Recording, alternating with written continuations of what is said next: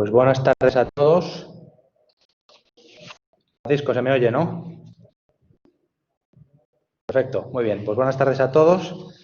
Muchas gracias por vuestra asistencia. Hoy retomamos en una segunda sesión el tema de la fundamentación jurídica de todas las medidas que se están adoptando en el marco de la crisis de COVID-19. Y en esta segunda sesión, pues sobre todo abordaremos desde la experiencia de dos magníficos profesionales que están viviendo en primera persona todo lo que es el asesoramiento jurídico, tanto en el aspecto consultivo como contencioso, de dos gobiernos autonómicos, como son el de la región de Murcia y el de la Junta de Comunidades de Castilla-La Mancha. Y desde una perspectiva pues, más constructiva, repasando un poco la experiencia que han estado viviendo en estos últimos meses y especialmente en estas últimas semanas, y que han detectado pues en esa gestión, en ese asesoramiento, que podía ser susceptible de mejora pues, para situaciones que puedan, Dios no lo quiera, producirse en el futuro, ¿no? Que favorezcan pues, la agilidad, la certidumbre y la seguridad jurídica en escenarios pues, de excepcionalidad absoluta como el que estamos viviendo en este momento. En primer lugar, voy a presentarles de una manera muy breve y empiezo por mi derecha. Me acompaña aquí en la sede de la Escuela de Práctica Jurídica de la Universidad Complutense de Madrid, Belén López Donaire, que es letrada de la Junta de Comunidades de Castilla-La Mancha y en la actualidad pues, es directora general de los servicios jurídicos de la Junta de Comunidades. Y desde Murcia nos acompaña Francisco Zamora Zaragoza, que también pertenece al cuerpo de letrados de la Comunidad Autónoma de la región de Murcia y en la actualidad pues, desempeña el cargo de letrado jefe de los servicios contenciosos. Ellos, pues desde su experiencia en primera línea, nos hablarán de estas cuestiones que os anticipaba y, bueno, también nos darán su punto de vista, bueno, pues sobre algunos aspectos que pudieran ser, bueno, pues susceptibles de tener en cuenta de cara al futuro.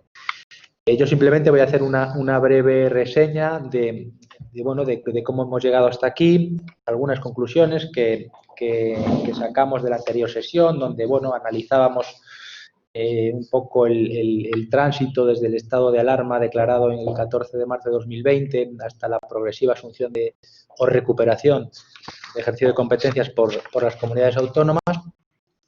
Y bueno, partíamos de un escenario donde, como decía, en marzo de 2020 se declara el estado de alarma, se instaura un régimen de mando único a través del gobierno de la nación y, bueno, discutíamos en el marco de la sesión anterior, bueno, pues si las medidas contempladas en el Real Decreto de declaración del estado de alarma de marzo estábamos ante una auténtica suspensión de derechos fundamentales o ante una restricción o modulación del ejercicio de estos derechos, que es una cuestión debatida doctrinalmente y que en uno u otro escenario pues nos obligaría a plantearnos si estamos correctamente situados en el estado de alarma o deberíamos, bueno, pues acudir al estado de excepción.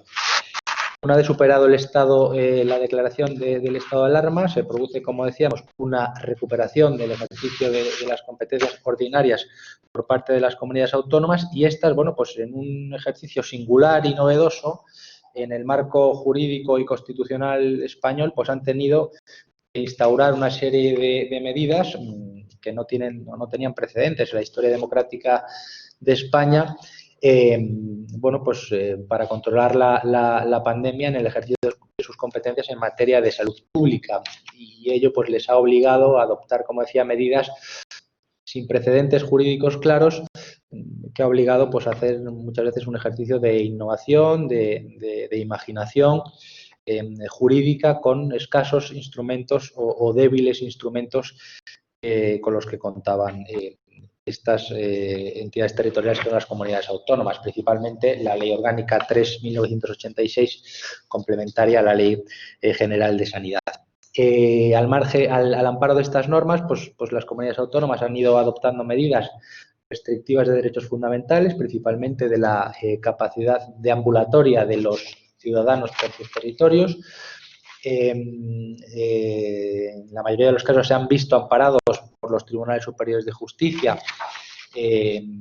con la reciente reforma la Ley de Jurisdicción Contencioso Administrativa, que les otorga la capacidad de ratificar o aprobar con carácter previo estas medidas que sean restrictivas de derechos fundamentales.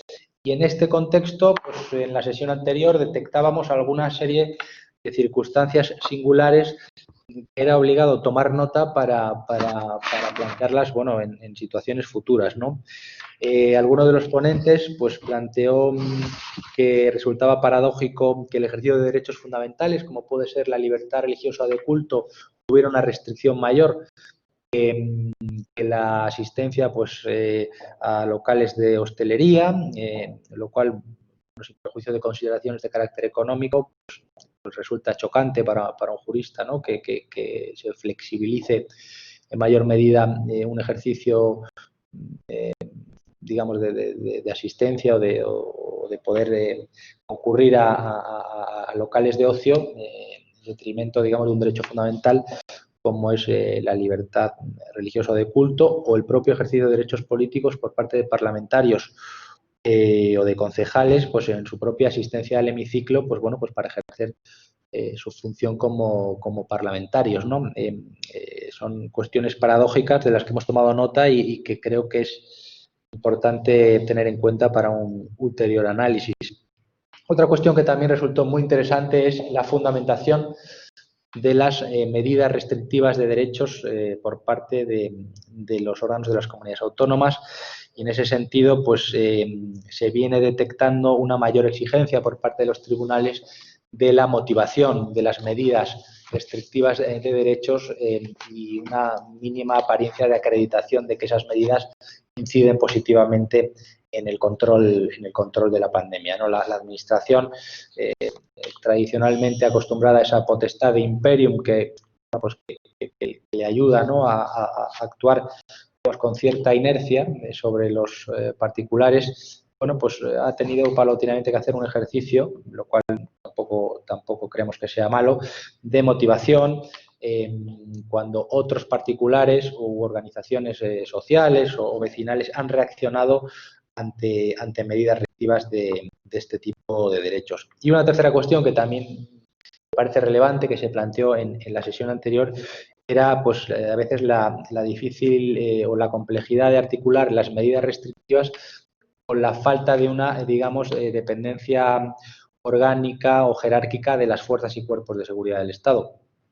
La práctica totalidad, la mayoría de las comunidades autónomas carecen de cuerpos de policía propios, digamos que se sirven de la colaboración de las fuerzas y cuerpos de seguridad del Estado, pero es cierto que esa colaboración pues, bueno, no se articula mediante una relación directa, sino pues, bueno, a través de la colaboración, los cauces digamos, administrativos oportunos, pero que sí, sin que exista digamos, esa conexión directa que pueden tener otras comunidades autónomas, como puede ser Cataluña, el País Vasco o la Comunidad Foral de Navarra, que con los cuerpos de policía propios, bueno, pues entendemos que quizá esta articulación de medidas resulta pues, más sencilla. En este contexto llegamos al auto de 8 de octubre de 2020 del Tribunal Superior de Justicia de Madrid, donde rechaza determinadas medidas restrictivas de derechos fundamentales que la Comunidad de Madrid adoptaba en aplicación de la orden comunicada del ministro de Sanidad, que a su vez contenía el acuerdo del Consejo Interterritorial del Sistema Nacional de Salud y que en uso de las atribuciones del artículo 65 aplicaba una serie de medidas a todas las comunidades autónomas. El TSJ de Madrid entendió que esto no era una habilitación legal suficiente para la restricción de derechos fundamentales y nos vimos abocados a un nuevo estado de alarma solo restringido a la Comunidad de Madrid. Y llegamos al escenario actual, que es la vigencia del Real Decreto 926/2020, que declara el estado de alarma desde el domingo y que, bueno, pues presenta una serie de singularidades que abordarán nuestros ponentes, pero que llaman la atención, pues, algunas de ellas, ¿no? En primer lugar, figuran como autoridades delegadas competentes los presidentes de cada una de las comunidades autónomas que tienen pues, plena capacidad para la imposición de las medidas contenidas en el Real Decreto, bueno, con la única salvedad del denominado toque de queda, que bueno, que simplemente pueden modular las horas de entrada en vigor, vamos, de inicio y fin, pero el resto de medidas, como el cierre perimetral, la asistencia a lugares de culto, las reuniones en lugares públicos y privados, pues les otorga una capacidad de modulación. Otra cuestión que se puede plantear es el control parlamentario de estas medidas adoptadas por delegación por parte de los presidentes de las comunidades autónomas, puesto que la potestad originaria pues seguiría descansando en el Gobierno de la Nación. Es verdad que el artículo 14 habla de una cierta rendición de cuentas por parte del ministro de Sanidad ante la Comisión de Sanidad. Y en tercer lugar, me parece relevante también el papel del Consejo Interterritorial del Sistema Nacional de Salud, cuyas funciones de coordinación parece que se refuerzan y se le faculta para adoptar medidas aparentemente pues de obligado cumplimiento en materia pues de valores a tener en cuenta, de índices, etcétera, ¿no? Este es un poco el contexto en el que nos encontramos en el momento actual. Nuestros ponentes, como decía, pues creo que es el principal valor que podemos añadir a una sesión como esta, que es que ellos nos van a contar desde la practicidad, desde la vivencia en primera persona, cómo se está afrontando esta dificultad que a nadie se le oculta, que es una labor compleja desde el punto de vista jurídico, pero también apasionante, no cabe duda, porque decíamos en la sesión anterior que se trata de un momento hasta cierto punto histórico, ¿no? Y que todo lo que se haga, lo que se está haciendo en este momento, pues en el futuro se mirará este momento a 2020 y cómo se afrontó, qué se hizo bien, qué se hizo mal y qué se puede mejorar. Y sin más dilación, pues le voy a dar la palabra a Belén, que como os decía es la actual directora general de los servicios jurídicos de la Comunidad Autónoma de Castilla-La Mancha y que pues nos va a hablar un poco de su experiencia, de cómo han estado afrontando estas semanas, estos últimos meses, cómo van a afrontar la reciente declaración del estado de alarma y y que seguro que nos dice un montón de cosas interesantes. O sea que muchas gracias, Belén, por venir y te escuchamos. Muchísimas gracias, Pablo, por la invitación y es un lujo poder participar junto a Francisco Zamora en esta tarde sobre las medidas sanitarias. Realmente daré unas pinceladas a lo largo de estos meses y más últimamente. He sido como un poco más aventurado o apresurado con el tema de las medidas sanitarias. Voy a empezar casi por el final, desde la declaración del estado de alarma el pasado domingo, a través del decreto 926/2020, en el que, como ha apuntado Pablo, pues ya se establece que son autoridades delegadas los presidentes de las comunidades autónomas. Pues a raíz de esta declaración,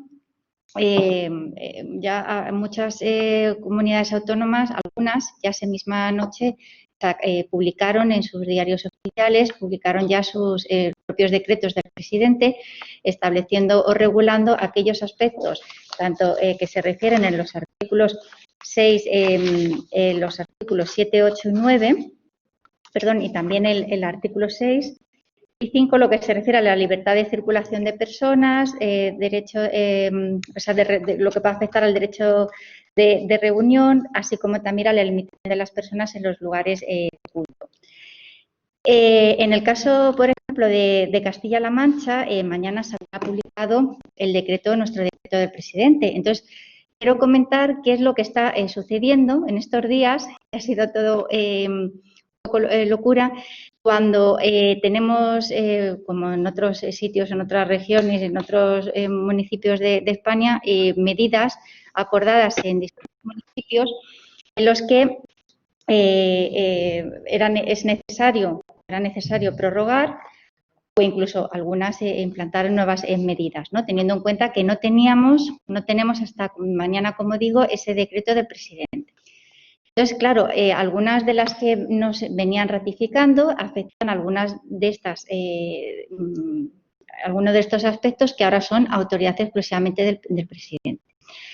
Bueno, pues, ¿cómo lo que estamos haciendo o lo que están haciendo las autoridades sanitarias? Porque, si bien es cierto, el preámbulo del Real Decreto, en su punto tercero, su apartado párrafo cuarto, dice también que en todo caso, durante la vigencia del estado de alarma, las administraciones sanitarias competentes en salud pública en lo no previsto en esta norma deberán continuar adoptando las medidas necesarias para afrontar la situación de emergencia de salud ocasionada por la COVID-19.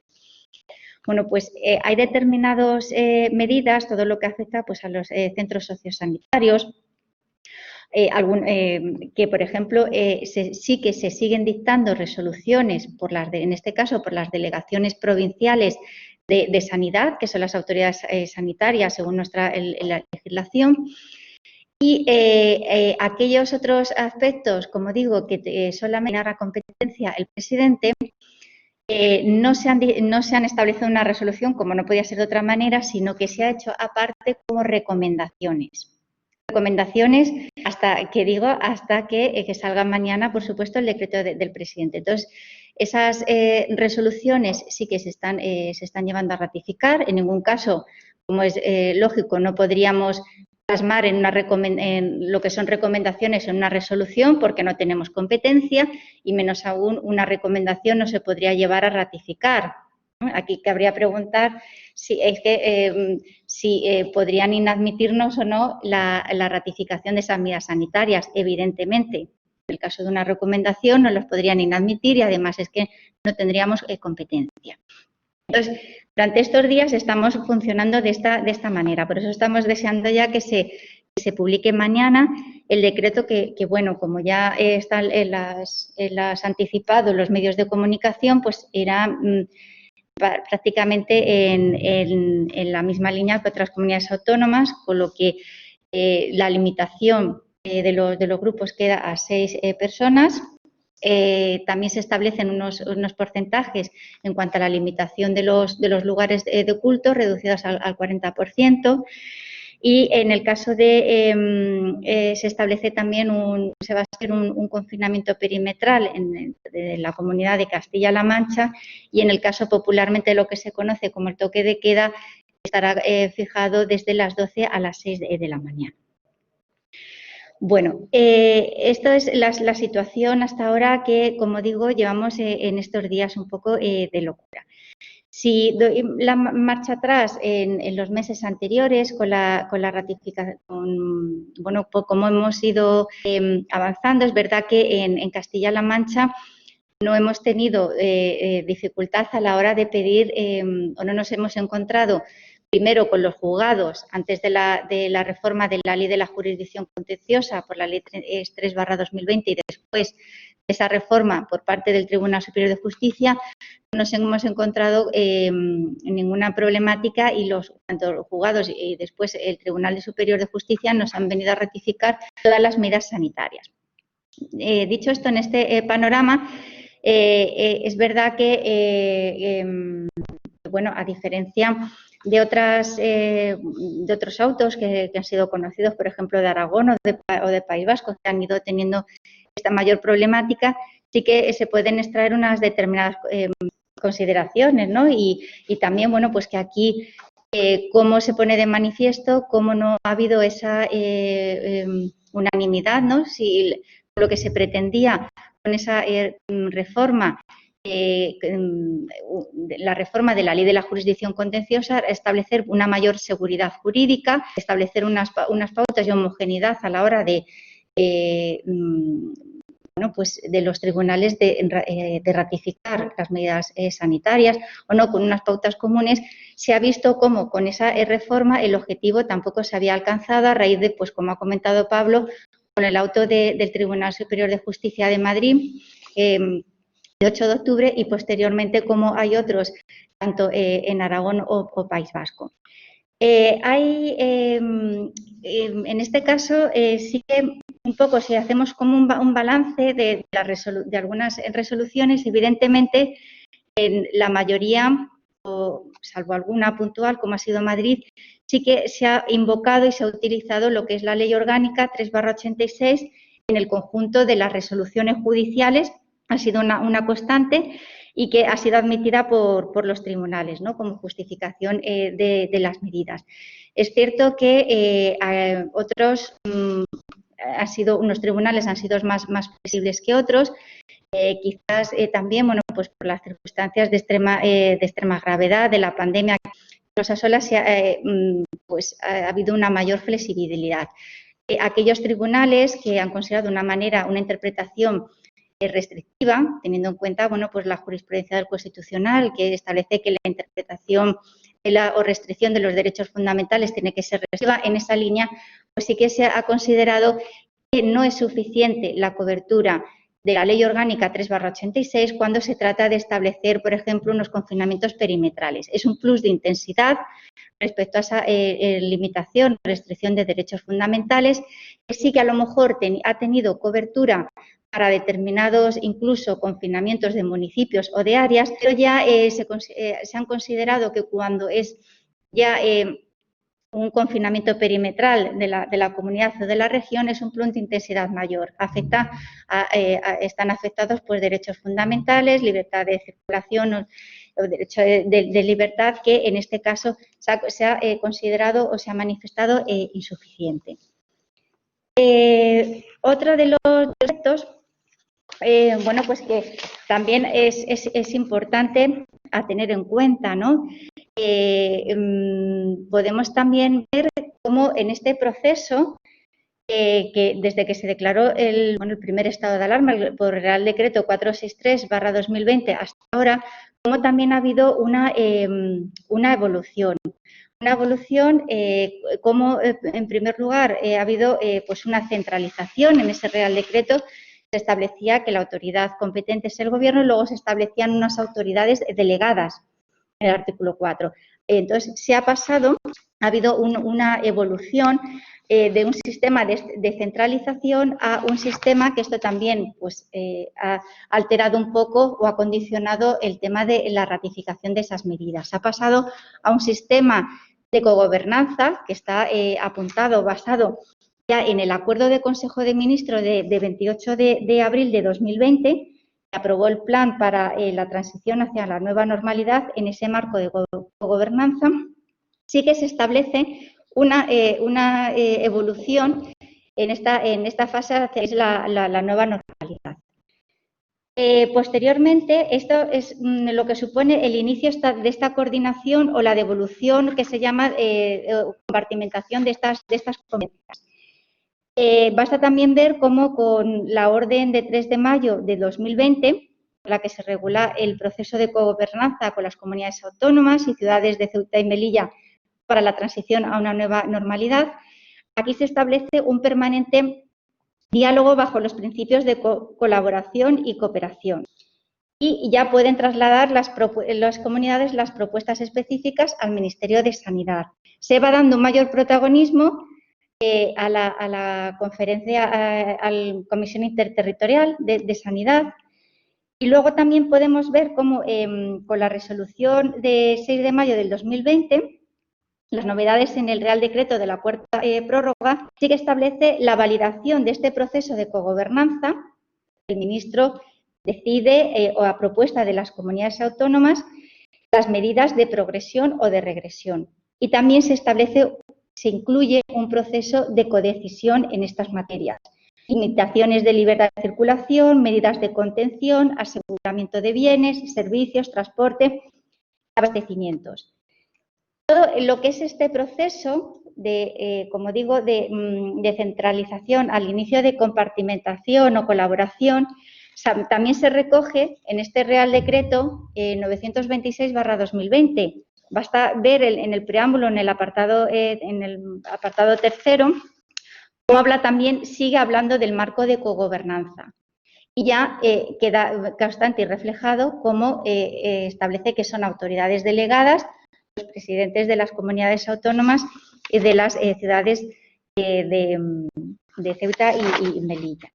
Esto también, por tanto, ha ido condicionando la evolución en dictar pues, las resoluciones, decretos por parte de las comunidades autónomas y, por tanto, se ha venido a alterar un poco, se ha dado una mayor flexibilidad, codecisión y, por tanto, a la hora de ratificar esas medidas sanitarias, pues han surgido disparidad de criterios.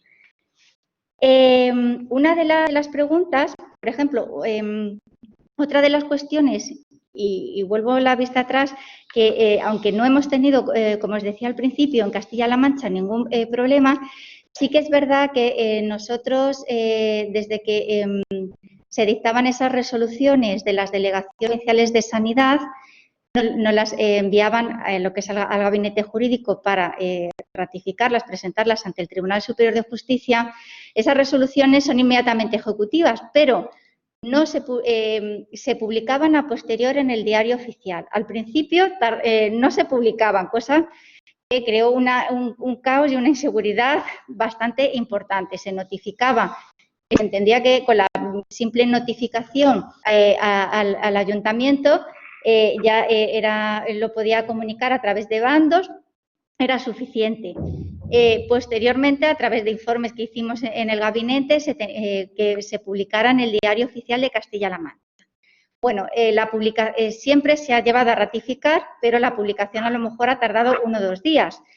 En este lapso de tiempo, en alguna provincia, sí que es verdad que las fuerzas y cuerpos de seguridad del Estado nos han sido un poco reticentes a colaborar, sobre todo al principio, porque ellos manifestaban que hasta que no estuviera publicado, esa colaboración colaboración no era nada, con lo cual al principio ha habido pues un poco fricción, digo, en alguna provincia. Esos son algunos casos puntuales.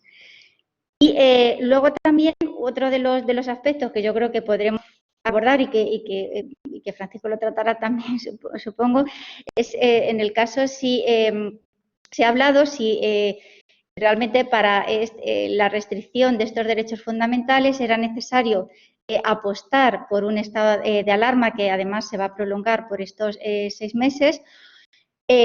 Claro, es la medida, el instrumento jurídico adecuado, pero es quizás es o no, de esto depende, pues el último recurso que puede utilizarse, si es el único, o también habría otros instrumentos que podrían haberse utilizado para poder dar cobertura. Algunos juristas sí que han apuntado la posibilidad de haber reformado o incluso que se pueda estar a tiempo reformar lo que es la Ley Orgánica 3/86 y poder concretar lo que ahora de una manera genérica está recogida en esa ley. Bueno, quizás yo no quiero agotarte el tiempo y prefiero a lo mejor que Francisco hable y demos lugar a preguntas o debate entre los dos. Si os parece, Pablo. Pues nada, le doy gracias, Belén. Yo creo que vamos a intentar hacer algo así dinámico y me parece muy buena la propuesta. Le doy la palabra a Francisco, que como decía, pues actualmente es letrado jefe de los servicios contenciosos de la Comunidad Autónoma de la Región de Murcia. Bueno, pues con una larguísima experiencia en el sector público y bueno, y que presta servicios a una comunidad que también tiene sus especialidades y sus complejidades. Pues derivadas de la actividad turística, imagino, y como hemos tenido también oportunidad de comentar con carácter previo, pues de la inmigración, ¿no? Que también es un elemento muy singular que introduce, ¿no?, un factor de mayor complejidad, si cabe, ¿no? Te doy la palabra, Francisco, y te agradezco mucho tu presencia. Hola, buenas tardes. ¿Me oís? ¿Me oís, no? Perfecto. Bueno, nada más, agradecimiento a todos, en principio al Consejo Superior de Letrados de Comunidad Autónoma por la invitación que me ha hecho y a la Escuela de Práctica Jurídica por poder participar y poder estar juntos, lógicamente, a Pablo y a Belén, a las cuales no solamente conozco, sino los que aprecio pues bastante, ¿no? Y ellos lo saben. Bueno, en esto para mí yo resumiría varias cosas, intentaría resumir esta intervención corta para dar paso a que puedan plantear cuestiones al revés de lo que lo ha hecho Belén, es decir, desde el principio hasta este final con la declaración del Estado. Para mí este es un proceso en el que todos hemos ido aprendiendo a golpes, quiero decir. Nadie nos habíamos enfrentado hasta este momento en un sistema jurídico en el que estábamos trabajando con una situación de pandemia en la que primero a partir de una situación como tuvimos la del estado de alarma, luego la desescalada y además luego las comunidades autónomas empezaron a trabajar en esta materia desde su punto de vista. Inicialmente con como ya he dicho, acudiendo a los juzgados de lo contencioso a efectos de esa ratificación de medidas, lo cual, por lo menos en el ámbito de la Comunidad Autónoma de Murcia, dio lugar a alguna auto de algún juzgado, pero yo creo que fue más por no saber plantear adecuadamente la solicitud de ratificación, que por otra cuestión, pero luego a partir de ese momento, la verdad es que desde el punto de vista litigioso no hemos tenido ningún problema. Es decir, tanto inicialmente por los juzgados contenciosos como posteriormente por la sala se han ido ratificando todo y absolutamente todas las medidas. ¿Qué ocurre? Yo, después de haber analizado todo este tiempo y cómo os hemos ido discurriendo, es decir, cómo ha ido discurriendo la actividad jurídica de los distintos tribunales, está muy claro de que hay una tendencia, o ha habido una tendencia mayoritaria en todas las salas de los contenciosos de los tribunales de justicia de ratificar de medidas. ¿Por qué? Porque se ha partido siempre de reconocer que el marco jurídico de la Ley 386 y la demás normativa habilitaba la toma de medidas y yo resaltaría una de las cuestiones fundamentales de toda esa de todas las resoluciones que se han ido produciendo, y es que todas hacen mención específicamente al reconocimiento del carácter limitado del juicio de cognición que tienen que hacer en el momento de autorizar el retrato. Todas empezaron a basarse en la sentencia de la sala de lo contencioso del TSJ de Madrid, en el famoso recurso después de que el juzgado de lo contencioso denegara la medida, y el auto fue recurrido y fue levantado por la sala. Y en ese sentido, a mí sí que me ha llamado muchísimo la atención los autos que conocemos hasta ahora que han ido en otro sentido contrario, que como ha Belén, ha sido fundamentalmente el de la Comunidad de Madrid de 8 de octubre, pero que yo no lo incardino en el mismo ámbito que el resto, puesto que ahí hay una connotación distinta en cuanto a la fundamentación por la cual se pide la ratificación de las medidas, pero bueno, hay ahí también una excepción. De hecho, el propio TSJ de Madrid dijo, hombre, si usted me llega a pedir esto de otra manera, pues a lo mejor sí se lo hubiera dado. Bueno, eso estaba ahí, estaba en el propio auto, pero fundamentalmente ha sido el auto de TSJ de Aragón en el confinamiento de la Almunia de Doña Godina y posteriormente el País Vasco. Pero ahora os trasladaré un punto más, que yo para mí ha sido ya un poco lo que me ha dejado un poco fuera de juego, que es un muy reciente, es de ayer, de día 27, del TSJ de Valencia. Y como sabéis, la Comunidad Valenciana adoptó un carácter previo al estado de alarma de toque de queda. Lo hizo el domingo o el sábado, ¿vale?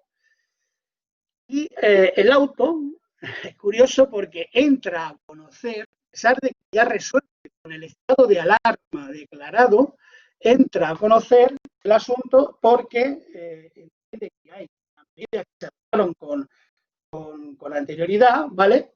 Os digo, para daros más datos específicamente, es el auto de 27 de octubre de la sala cuarta, de la sección cuarta de la sala de contencioso administrativo del TSJ de Madrid, Valencia, 7 de octubre, y además, inicialmente, lo que había acordado la Comunidad de Valencia va más allá de la vigencia que tiene el propio estado de alarma por el gobierno. Es verdad que teóricamente se va a prorrogar, pero en principio, hasta que no se prorrogue, tiene la vigencia que tiene. Por lo tanto, hace un análisis, a mi juicio, muy lúcido sobre la situación y termina ratificando el toque de queda acordado por la Comunidad Valenciana antes del estado de alarma y que tiene una vigencia que era inicialmente mayor. Bueno, ahora lo comentaremos si queréis. Entonces, eso es una de las cuestiones que hay en el fondo de la cuestión, el que se llama el debate de moda, si la ley es 86, eso no es suficiente, si es... bueno, es una cuestión interpretativa, quiero decir, estamos todos ante una situación de interpretar, sí, un confinamiento perimetral, como puede ser a los que se han dado aquí en la región de Murcia, que realmente, si uno se pone a analizarlo, pues no son confinamientos perimetrales, porque hay tantas excepciones para poder salir que realmente no hay un confinamiento. Por eso no están dando resultados.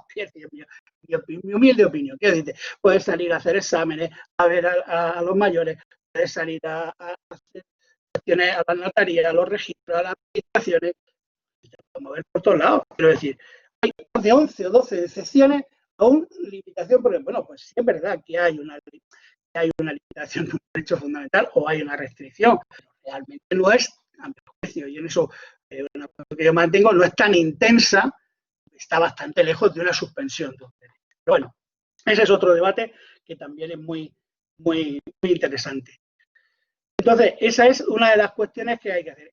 Yo, sobre todo, me llama mucho la atención el auto del SJ de Aragón, porque realmente si aplicamos la doctrina del Tribunal Constitucional respecto a cuál es el alcance del juicio de cognición o de la intervención que tienen que hacer los tribunales cuando ratifican o autorizan una de estas medidas, que son las que le han solicitado para que se puedan realizar, es verdad que lo que viene a decir el Tribunal Constitucional siempre ha sido que lo que corresponde es verificar las condiciones extrínsecas de legalidad del acto administrativo. Por lo tanto, que no existe un juicio de nulidad. Es decir, tiene que reconocer, y todos lo dicen, que los motivos de legalidad que corresponden a la legalidad ordinaria, que son anejos a un proceso, están fuera y se tiene que hacer. Es decir, se puede ir y recurrir la resolución y la decisión, pero evidentemente en este momento estamos viendo otra cosa. Desde el punto de vista de nuestro, en la región de Murcia, es verdad que tenemos una peculiaridad y es fundamentalmente, como ha dicho Pablo, es por un lado el tema de la inmigración, pero bueno, el tema de la inmigración realmente no está dando un conflicto, no está dando problemas desde el punto de vista de que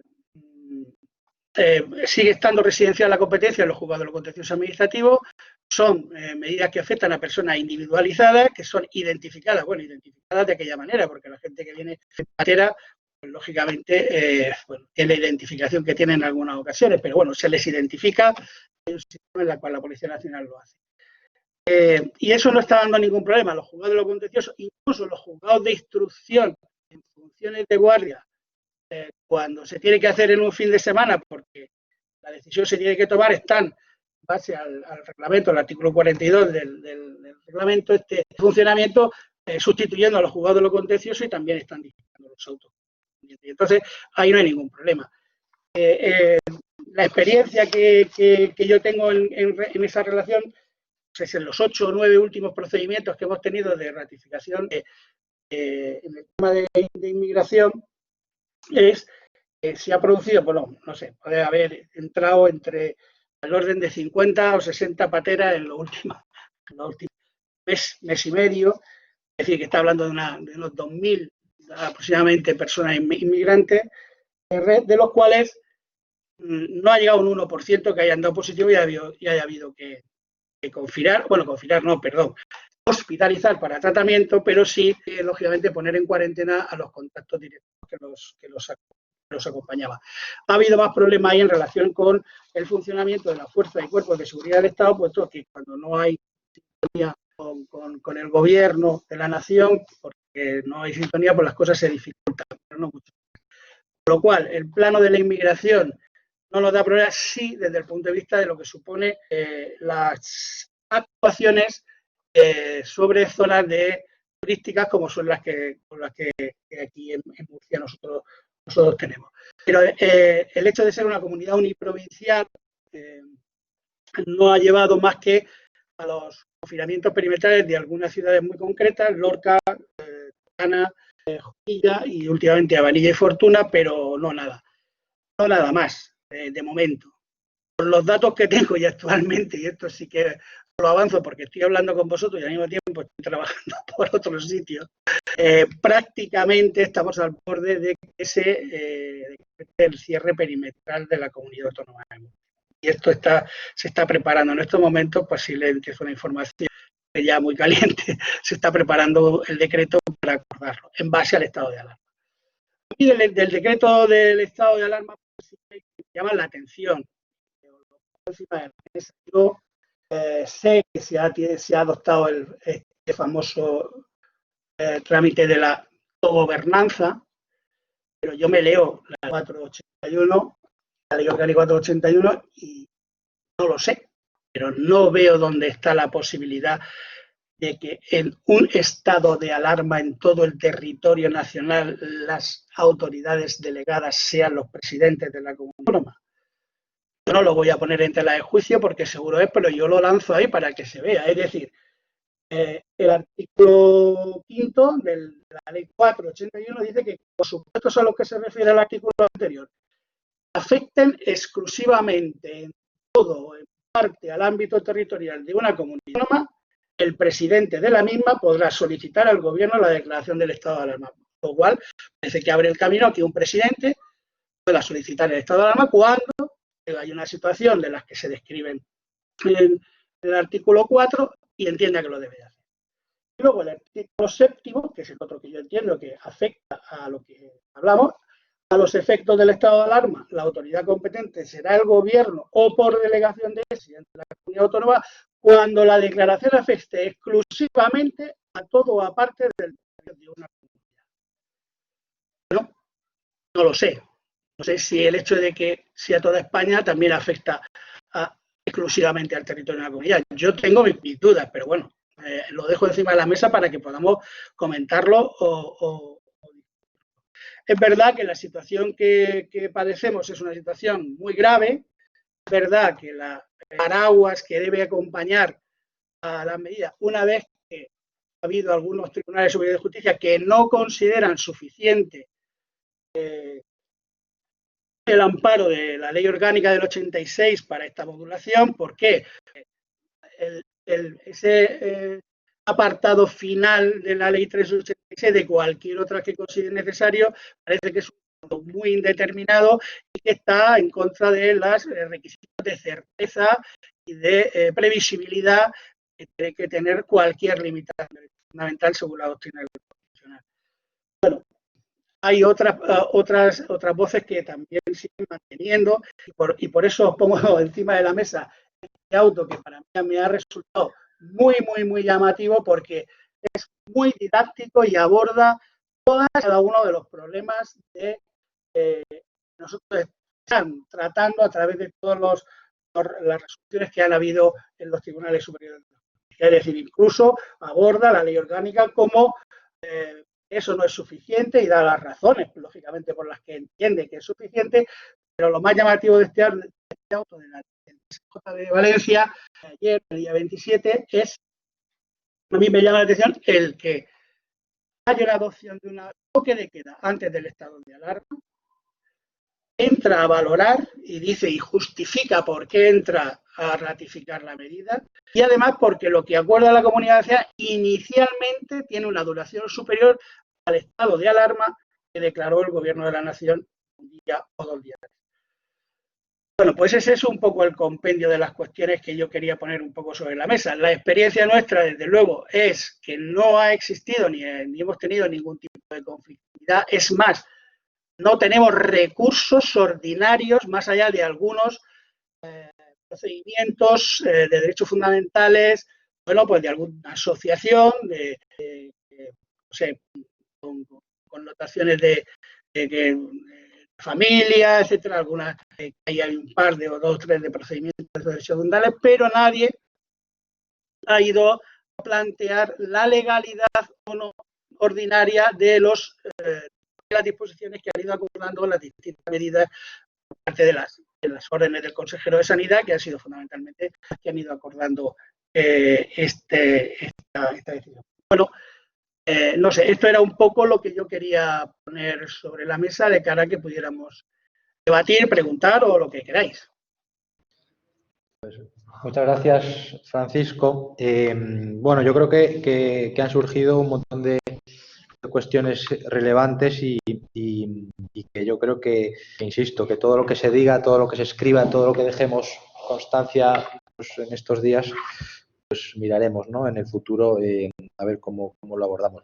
Yo lo que sí que, a la vista un poco de vuestras dos intervenciones y un poco también a la vista de algunas preguntas de los asistentes, lo que sí que se pone de manifiesto es que, bueno, hemos pasado, digamos, de una situación, bueno, continuamos quizá en una situación de emergencia nacional, ¿no? Que ha propiciado una asunción, yo creo que bastante general por parte de la ciudadanía de estas medidas restrictivas, yo creo que desde una óptica pues de excepcionalidad, de espacio corto de tiempo, pero que la realidad es que nos está mostrando que vamos a tener que convivir con esta situación de excepcionalidad sanitaria, y es ahora donde la gente quizás empieza a plantear cuestiones ya de jurídico, del alcance de estas medidas, de la legalidad, de la constitucionalidad, puesto que que va a haber un tiempo quizá más largo del esperado donde tengamos que convivir con esta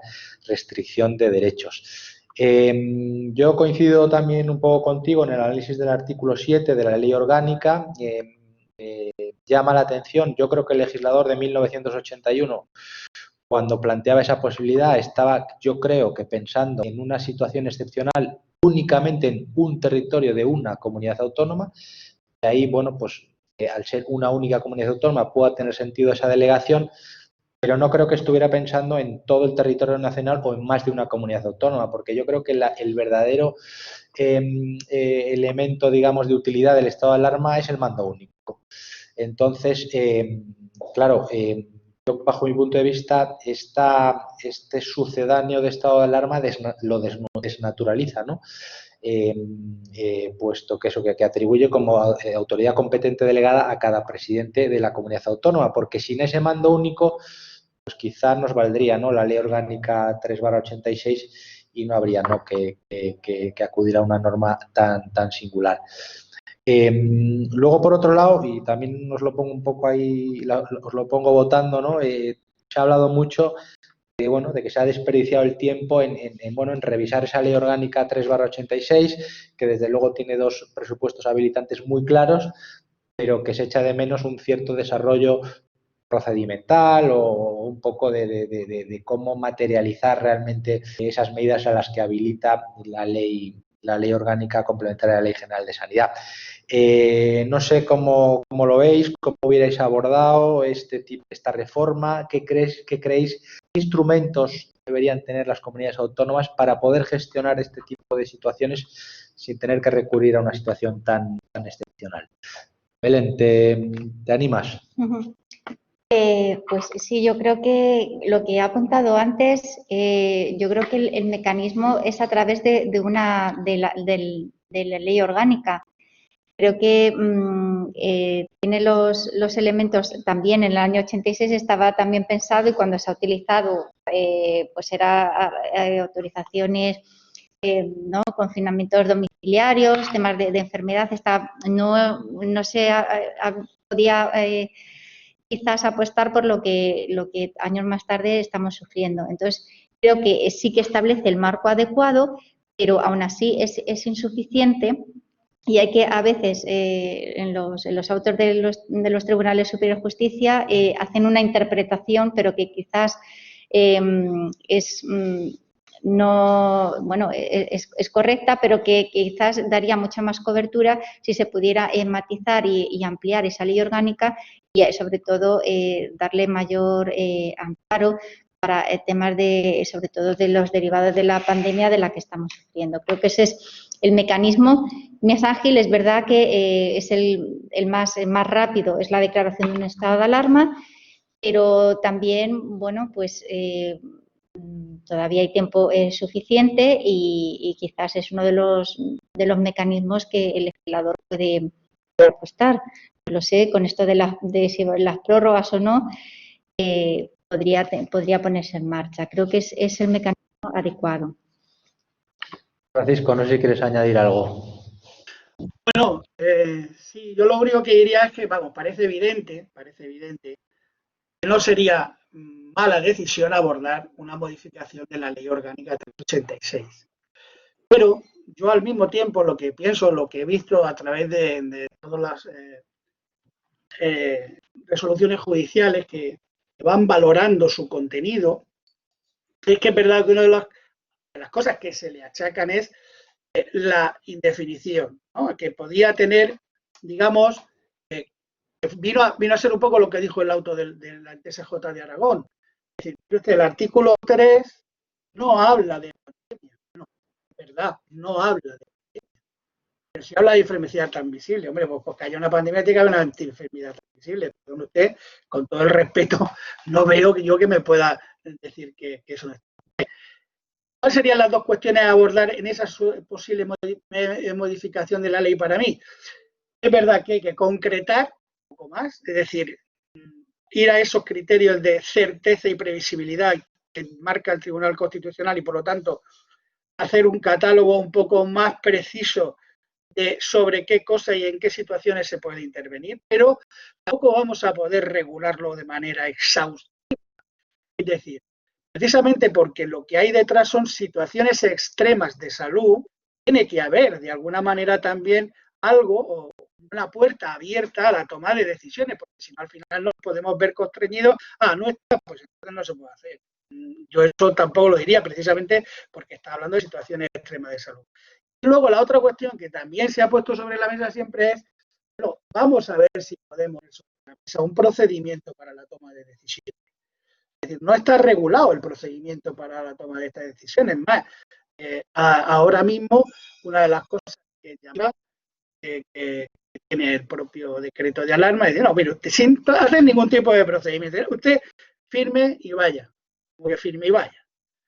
Yo no creo que no haya ningún presidente que antes de tomar esa decisión pues se asegure de tener o un informe jurídico adecuado de que lo que está haciendo es lo que corresponde o no. Vamos, yo no lo haría. No sé si alguien que lo hará, pero desde luego lo que dice el decreto de alarma, que por cierto, a mí me llamó la atención el tema o sea, lo que dice en relación de que no precisa la tramitación de procedimiento administrativo alguno, ni será de aplicación lo previsto en el segundo párrafo del artículo 8.6. Yo no sé si eso es un error material, que no alcanzo a entender que pintan los juzgados de lo contencioso aquí. Quiero decir, los juzgados de lo contencioso tienen su campo de actuación en el ámbito de las medidas nominadas, es decir, cuando se le ha dicho a un sujeto y se le ha identificado y tiene un problema. De hecho, nosotros, desde el punto de vista de la administración o desde los servicios jurídicos, hasta que no llegó el estado de alarma, no interveníamos en los procedimientos del 8.6. La autoridad sanitaria directamente se dirigía al juzgado correspondiente, es decir, era el director médico que tenía una persona que estaba enferma de tuberculosis y que se quería ir a su casa, que le decía, usted no se puede ir a su casa, se queda aquí en el hospital. Era el que pedía al juzgado que le ratificase que había tomado una decisión sobre ese señor que le estaba privando de su derecho de libertad, pero que era por razones sanitarias en base a la ley 383. La intención que tenía, en este caso, yo no sé la experiencia que tienen en Castilla-La Mancha, que tiene Belén, pero nosotros hemos tenido que retomar esto a posteriori, ya también hablado a todo el tema del proceso del EGET, de la presentación de los escritos procesales a través de los medios electrónicos, etc. En fin, esa es un poco la situación. Dos vías. Sí trabajar y al mismo tiempo procedimiento y ver hasta dónde se podría regular. Podría ser una posible solución. Muchas gracias, Francisco y Belén. Bueno, voy a recoger un par de preguntas que nos hacen dos asistentes. Pablo nos pregunta o se cuestiona la competencia para el desplazamiento entre comunidades autónomas, ¿no? Y quién sería la autoridad competente en ese caso, ¿no? Yo creo que esto engancha un poco con lo que hemos dicho antes, ¿no? Es un poco paradójico, llama la atención que el estado de alarma, que principalmente lo que da es cobertura a la posibilidad de asunción de competencias por parte del Gobierno de la Nación y por tanto un mando único. Claro, al delegarse esa competencia a los presidentes de las comunidades autónomas, claro, ¿cómo afecta esto al derecho permitido interterritorial interno, ¿no? Donde es evidente que el presidente de la comunidad autónoma pues tiene su ámbito de competencia limitado a su propio territorio y bueno, la realidad es que bueno, pues puede impedir la entrada o salida, entiendo, de su territorio. Creo que hablo de memoria, creo que el Real Decreto habla que no afecta esta cuestión a la cuestión de movilidad o de tránsito. Lo recuperaré por aquí, que creo que lo dice expresamente. Pero bueno, es una cuestión interesante. No sé cómo veis esto, ¿no? No sé si lo consideráis paradójico, ¿no? Que se declara un estado de alarma y que no se prevea un poco bueno, pues aquellos supuestos, ¿no? de choque interterritorial, ¿no? De decisiones. No sé cómo lo ves. No, sí, es evidente que tercero del artículo 6 del decreto de estado de alarma es el que dice que no estará sometida a restricción alguna la circulación en tránsito a través de los ámbitos territoriales que resulten de aplicación las limitaciones previstas en el artículo anterior. Bueno, ha hecho una cláusula de salvaguarda diciendo, bueno, aquí puede haber una comunidad autónoma que haga un cierre perimetral, pero que si va de Almería a Barcelona, pues tiene que ir de Almería a Barcelona, porque si no se estaría cargando el transporte que se tiene que realizar para el funcionamiento de la propia. O sea, que yo creo que evidentemente es algo que se les ha ocurrido, pero es que yo a veces, no quiero tampoco parecer que lo minusvaloro, pero es que algunas veces me da la impresión que estamos en algunas películas estas de José Luis Cuerda, como la de que amanece, que no es poco, en algunas decisiones de pronto. Es decir, hay una base, todos somos conscientes del problema que tenemos, estamos intentando dar soluciones con una inmediatez que a veces no nos hace pararnos a ver el alcance jurídico de las decisiones que se toman y su repercusión. Yo creo que esa cláusula de salvaguarda, el juicio, el apartado 3 del artículo 6, aunque todas las comunidades autónomas decidieran cerrar perimetralmente, no impediría el que se pudiera desplazar en tránsito de un sitio a otro para las funciones que tiene, pues si no, entonces estaríamos en el estado de alarma más duro, cerraríamos la posibilidad, que no se ha cerrado ni en ese momento, de que se transporten alimentos, se transporten entre lugares físicos. Yo entiendo que esa salvaguarda es suficiente.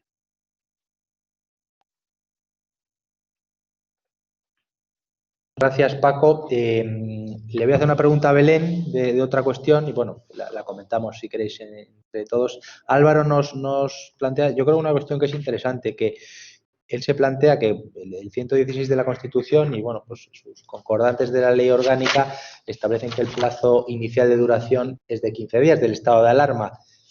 Se está planteando, las últimas noticias que yo he visto es que, bueno, pues que esa pretensión inicial de prorrogarlo de golpe 6 meses, pues parece que no va a ser así, porque, bueno, parece como demasiado, una duración, digamos, demasiado extensa, ¿no? Para congelar un poco la actividad del Parlamento.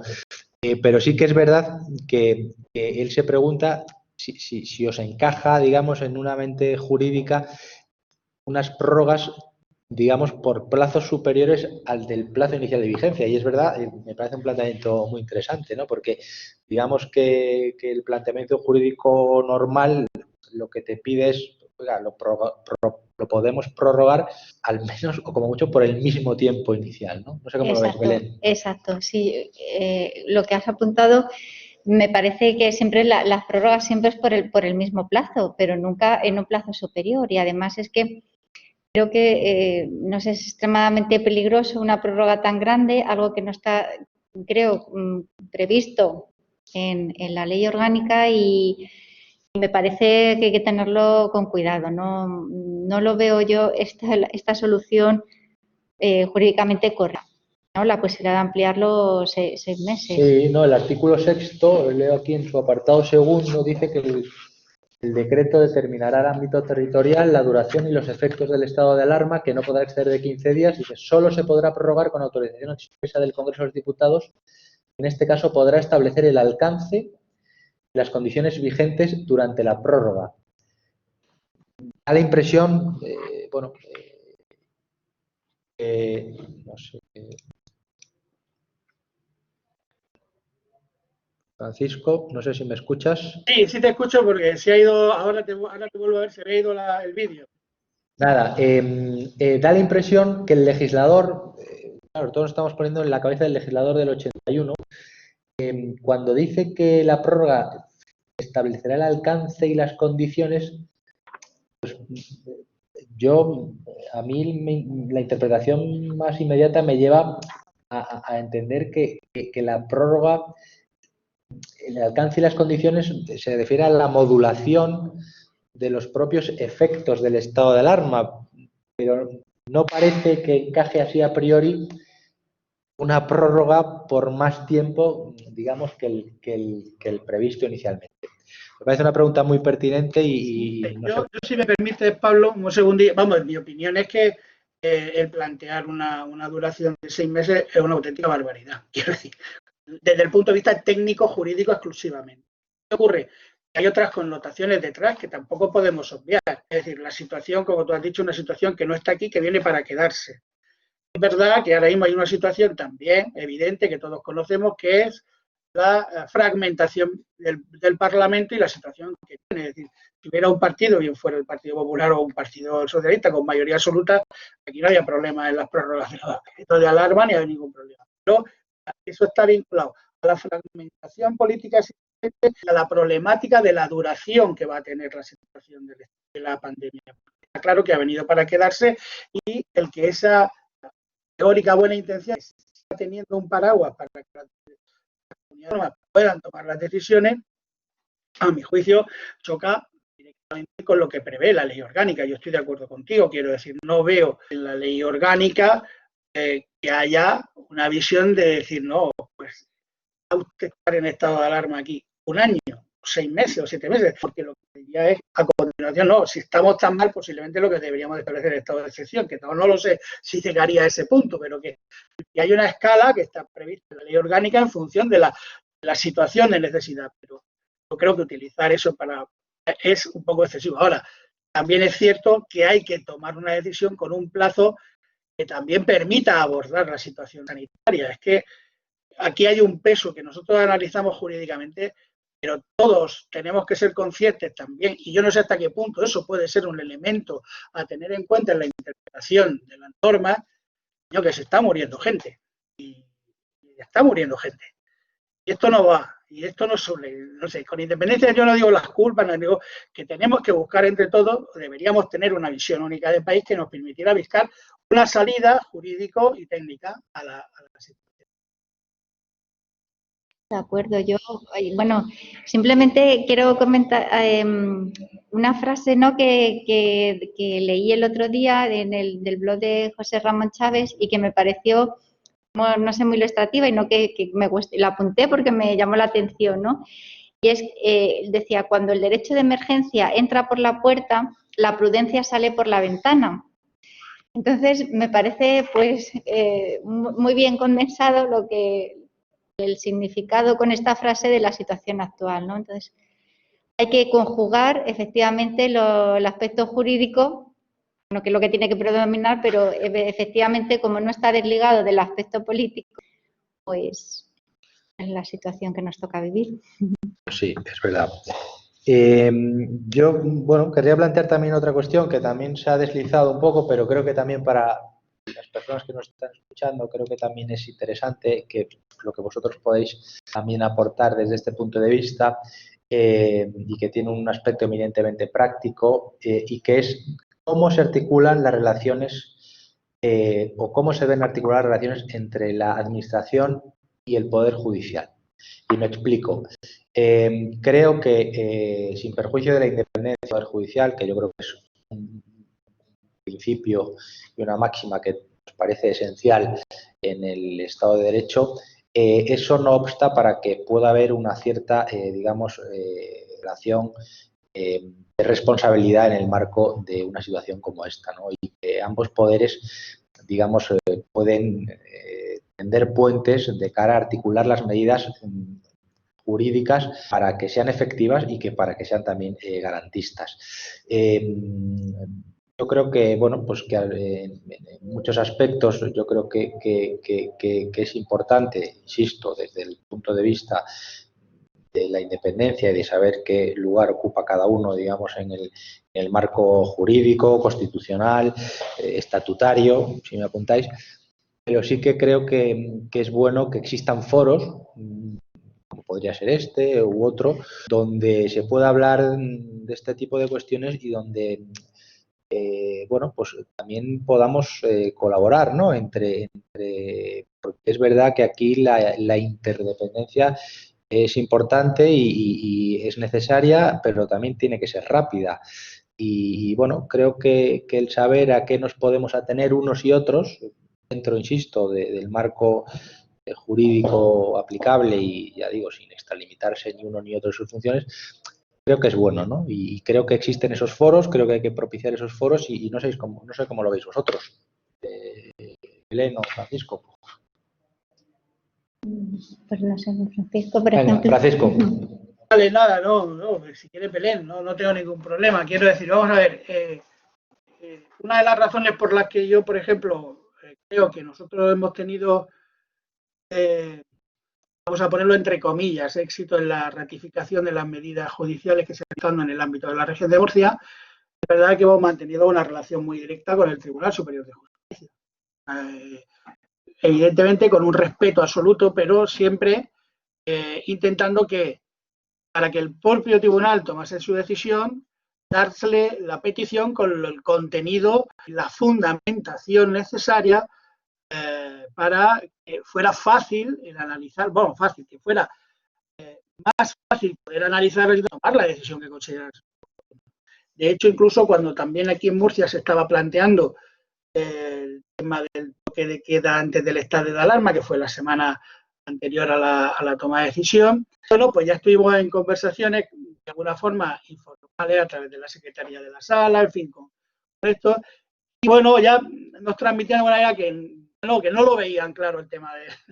Igual que hasta ahora no habían visto ningún problema en los confinamientos perimetrales o incluso las decisiones sobre el derecho de reunión de las personas, cerrar los grupos a 6, pues que el tema del toque de queda les parecía que era ir un plus más allá de lo que hasta ahora se estaba haciendo, pero nosotros decíamos, mira, lo que tiene que estar es suficientemente justificado.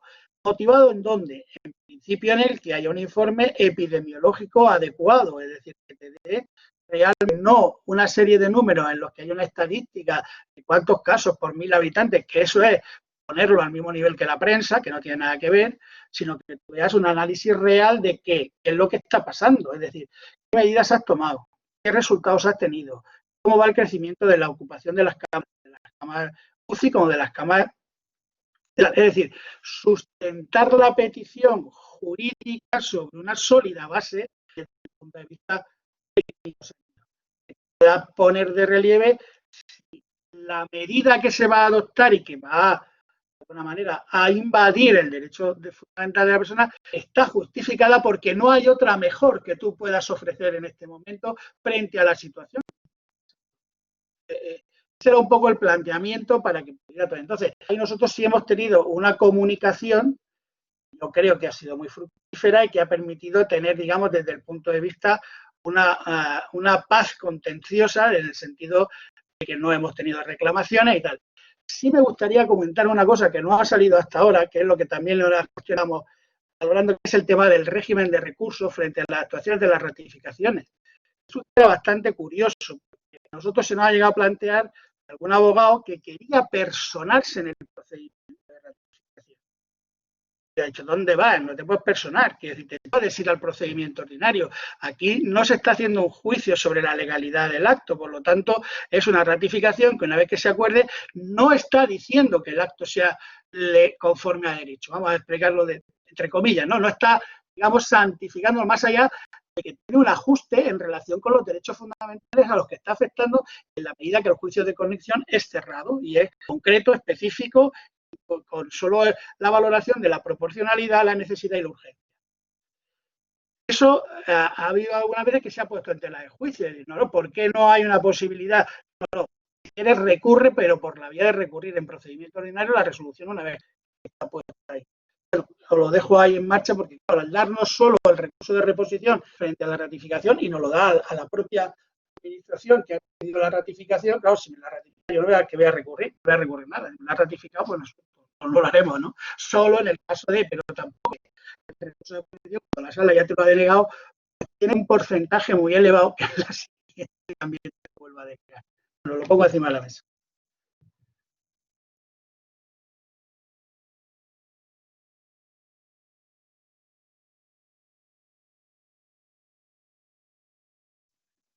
No oigo a Belén, ¿eh?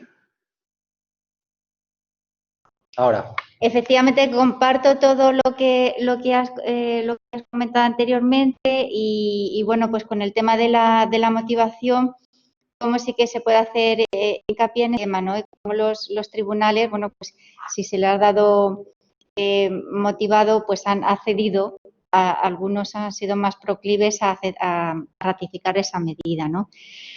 Con esto hay un auto que del Tribunal Superior de Justicia de Navarra, el 167/2020, sí que hace referencia a la importancia de la motivación y además ya da una pista que, bueno, que no puede seguir siendo el mero contraste entre los datos de incidencia y las medidas adoptadas.